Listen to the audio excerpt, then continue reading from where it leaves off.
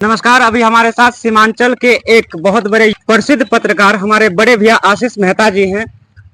इनकी लाइफ की जो जर्नी रही है कि जीरो से लेकर के अभी इनकी यूट्यूब चैनल पे कहे तो एक अच्छी खासी फैन फॉलोइंग है और सीमांचल क्षेत्र में ग्राउंड पे रिपोर्टिंग जो है इनका सबसे ज्यादा चलता है।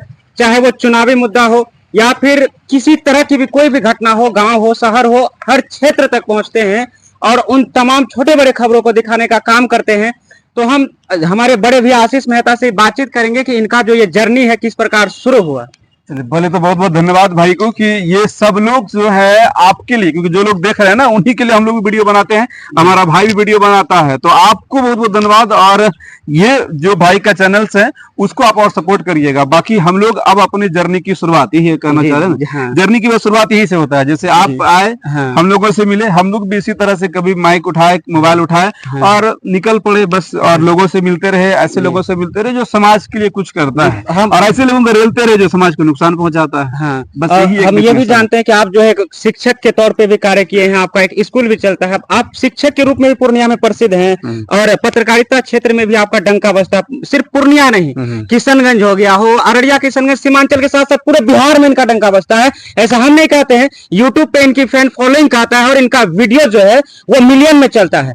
आप किसी क्षेत्र की घटना को ले लीजिए, कोई भी घटना को ले लीजिए, बड़े बड़े नेता की हो या फिर किसी भी क्षेत्र का, इनका जो है सबसे मिलना जुलना उठना बैठना होता है। हम सबसे पहले कहेंगे कि आपका जो जर्नी रहा है किस तरीके से किए, ताकि हम लोगों को उस तरीके का जानकारी मिल पाए कि हम भी आपको देख के आपके जैसा कुछ ना कुछ कर पाए और समाज को।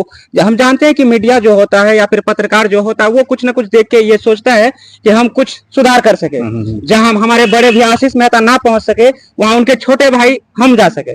तो हम आपसे यही सीखना चाहेंगे या फिर जानना चाहेंगे किस प्रकार से हम आपसे थोड़ा नीचे ही सही पर आपके जैसा बन सके। नीचे का बात नहीं है, सब लोगों को शुरुआत करना पड़ता है और हम लोग उम्मीद करेंगे कि आप बेहतर करें, बहुत आगे तक जाए। लेकिन एक चीज यही है, समाज में जो चीजें घट रहा है, जो आपको आसपास में दिख रहा है, जो लग रहा है कि इसकी आवाज आपको उठानी चाहिए, या फिर कोई ऐसा लोग हैं जो दब गए हैं उनको बाहर निकालना चाहिए, तो कहीं ना कहीं आप उसके लिए जब प्रयास करिएगा तो उनका भी भला होगा, साथ साथ आपका भी भला होगा। आपका भला इस तरह से होता है कि लोग आपको जानते हैं, लोग आपको पहचानते हैं, तो फिर अपनी बातें सरकार तक पहुंचाने के लिए फिर वो आपको ढूंढते हैं या फोन करते हैं, और आपके माध्यम से वो व्यक्ति भी वहां पर पहुंच जाता है जहां वो नहीं जा पा रहा था। और हम लोगों की जहां तक बात रही, तो हम लोग का एक ही यही पहल होता है। देखिए, अभी के समय में क्या है ना कि जो जिस पद पर है उस पद पर बैठकर सिर्फ उस पद के हिसाब से वो अपना काम कर रहे हैं। जिंदगी में दूसरा कौन क्या कर रहा है, कौन कितना तकलीफ में है नहीं है,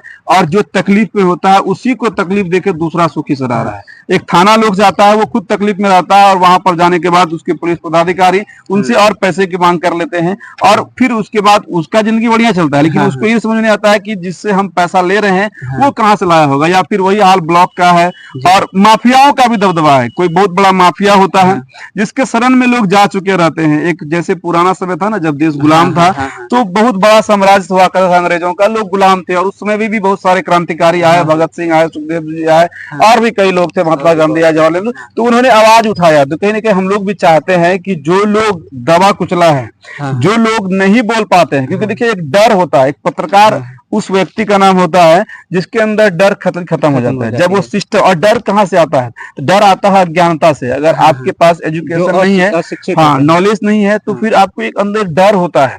अगर आप शिक्षित हो गए हैं, सब कुछ समझ चुके हैं, पढ़ लिख गए हैं, तो उसके बाद आपके अंदर एक डर खत्म हो जाता है, और उसी डर का नाम पत्रकारिता है कि जब आपका डर खत्म हो गया, आप समाज के लिए आवाज उठाइए, समाज के लोगों को मदद करिए, जितना हो सकता है आपके साथ उतना मदद करिए। बाकी इसमें करियर भी है कि आप लोगों के लिए आवाज उठा रहे हैं तो लोग आपके साथ जुड़ेंगे, लोग आपके साथ जुड़ेंगे तो आपकी प्रसिद्धि बढ़ेगी। हमारा जो दूसरा सवाल था हमारे बड़े भैया आशीष मेहता से, कि जब कोई छोटा आदमी अगर जब थोड़ा थोड़ा ग्रो करने लगता है या फिर ऐसा लगने लगता है कि इस क्षेत्र में जहां आपकी पहचान थोड़ी बहुत थी, अपने दम पे आपने जितना बनाया था, जब उससे कई गुना ज्यादा हो जाता है तो आसपास के क्षेत्र के लोगों में खलबली सा मच जाता है कि वो आदमी इतना ग्रो कैसे कर गया। जब हम आपकी वीडियोस को हर बार देखते हैं तो आप एक बार लाइव आके बताए थे कि आप पे एक केस हो गया है, हम ये देखे तो जो आदमी दूसरे के लिए लड़ता है आज उसी पे केस हुआ है। तो हम ये जानना चाहेंगे कि आखिरकार ये क्या मुद्दा है कि आपके जो प्रशंसक होंगे ना वो सिर्फ प्रशंसा करेंगे, लेकिन जो आपके विरोधी होंगे वही आपको हीरो बनाएंगे। लाइफ में एक थ्योरी याद कर लीजिएगा, क्योंकि जो विरोधी होता है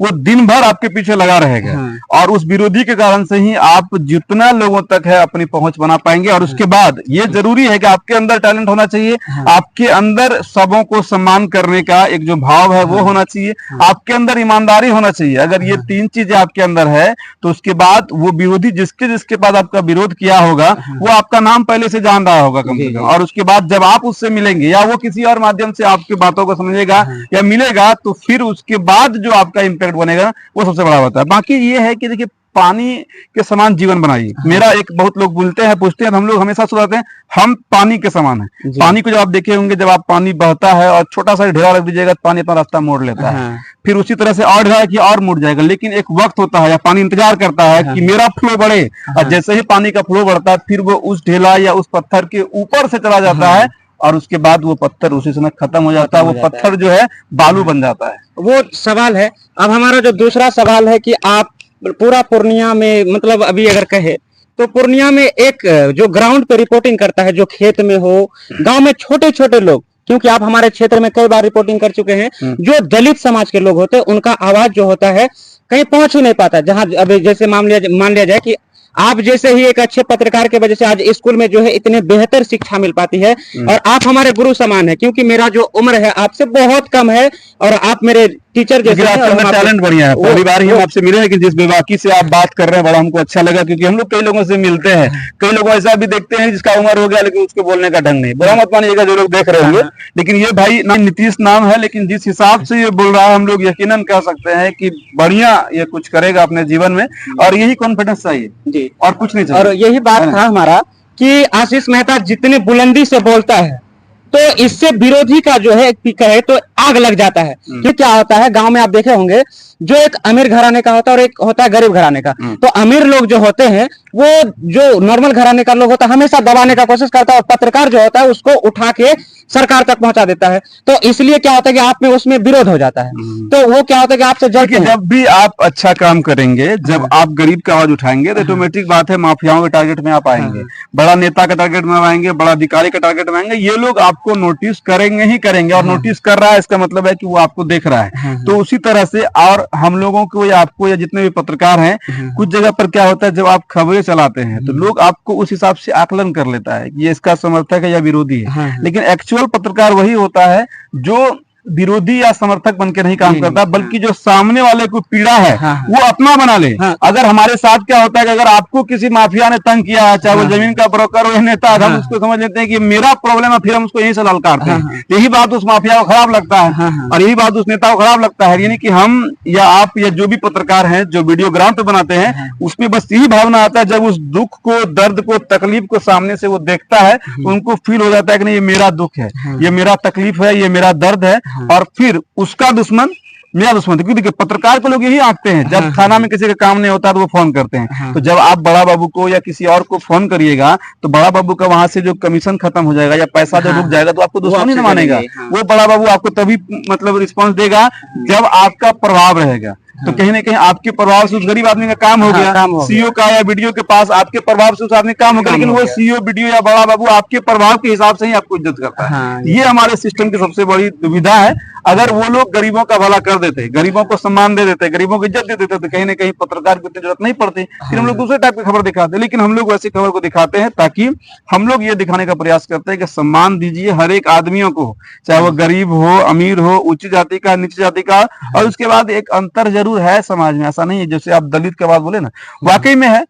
और खास तौर पे मेरी सबसे बड़ी सहानुभूति जो है SC/ST क्लास को लेकर होती है। SC/ST क्लास को लेकर इसलिए है क्योंकि देखिए एक छोटा बच्चा का क्या कसूर है कि अगर वो छोटे घरों में जन्म ले लिया, लेकिन आप सोचिए कि एक ऐसा घर हो जिस घर में हम जन्म ले लिए हैं, जिसके पास खाने के लिए अनाज नहीं है, रहने के लिए घर नहीं है, पहनने के लिए कपड़ा नहीं है, तो सबसे पहले मेरा प्रायोरिटी भी रहेगा कि हम अपने लिए पहले भोजन का व्यवस्था करें, कपड़ा का व्यवस्था करें, और उसमें पढ़ाई अधूरी रह जाती है थोड़ा सा, लेकिन उस गार्जियनों को भी होना चाहिए कि चलो पढ़ाई लिखाई का भी ध्यान रखे, तो वो बच्चा एक दिन बहुत बड़ा करेगा, क्योंकि उनके पास जमीन नहीं है, जगह नहीं है, सोसाइटी वैसा नहीं है, फिर वो बच्चा धीरे धीरे मजदूर के घर में मजदूर ही पैदा हो जाता है। लेकिन उस चीज को हम लोग को बदलना है, सरकार की जो योजना है उन तक पहुंचाना है, उनको जागरूक भी करना है कि सरकार आपके लिए सोच रहा है, लेकिन बीच का जो बिचौलिया होता है वही आपको जो है वहां तक पहुंचने नहीं देता है। तो कहीं ना कहीं आप भी प्रयास करिए, हम लोग भी प्रयास करते हैं, फिर देश बदलेगा, राज्य बदलेगा। अभी आप देख रहे थे हमारे साथ जो आशीष मेहता जी थे, ये हमारे क्षेत्र के हमारे बड़े भैया, हमारे टीचर समान यानी कि हमारे